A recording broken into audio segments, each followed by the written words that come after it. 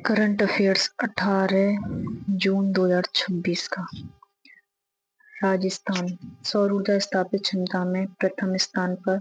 PM Surya Ghar मुफ्त बिजली योजना के तहत रूफटॉप सोलर स्थापना में 5वें स्थान पर। राजस्थान केंद्र सरकार की 17,000 अतिरिक्त सब्सिडी भी देता है। राजस्थान से पहले कौन से आते हैं? गुजरात पहले नंबर पर, दूसरे पर महाराष्ट्र, तीसरे पर यूपी, चौथे पर केरल, 5वें पर आता है राजस्थान। घर कितने हैं?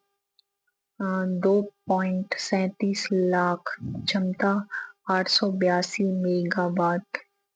फिर है 52वां G7 शिखर सम्मेलन फ्रांस के एवियान-ले-वेस में हुआ।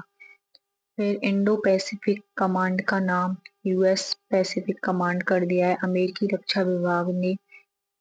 ये इसकी स्थापना पैसिफिक कमांड की स्थापना 1947 में राष्ट्रपति हैरी ट्रूमैन द्वारा की गई थी। अमेरिका के पश्चिमी तट से भारत की पश्चिमी सीमा तक इसका दायरा है। ये क्या काम करती है? यूएस पैसिफिक कमांड समुद्री सुरक्षा, मित्र देशों के साथ सैन्य अभ्यास, चीन, उत्तर कोरिया जैसी चुनौतियों पर नजर रखने के लिए इसकी स्थापना की गई थी। इंडो पैसिफिक कमांड नाम किया था 2018 में तत्कालीन रक्षा मंत्री जेम्स मैटिस द्वारा।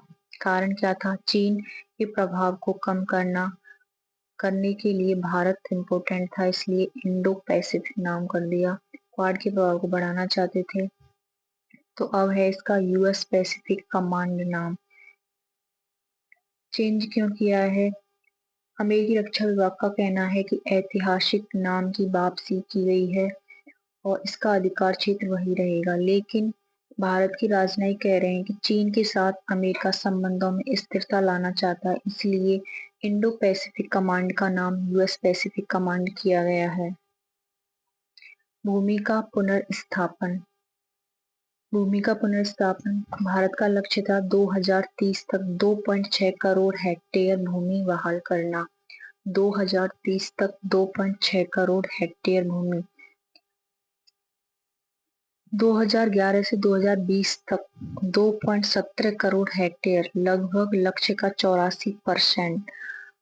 खराब वन रहित भूमि हरी भरी की गई, जिसमें वृक्षारोपण, silviculture, agro forestry, mangrove one को बढ़ावा दिया गया। ये रिपोर्ट में जानकारी मिलती है हमें International Union for Conservation of Nature की India second progress report on Bonn challenge में। सबसे अच्छा काम किया है तेलंगाना ने। तेलंगाना, उसके बाद आंध्र प्रदेश, फिर गुजरात, एमपी और उड़ीसा।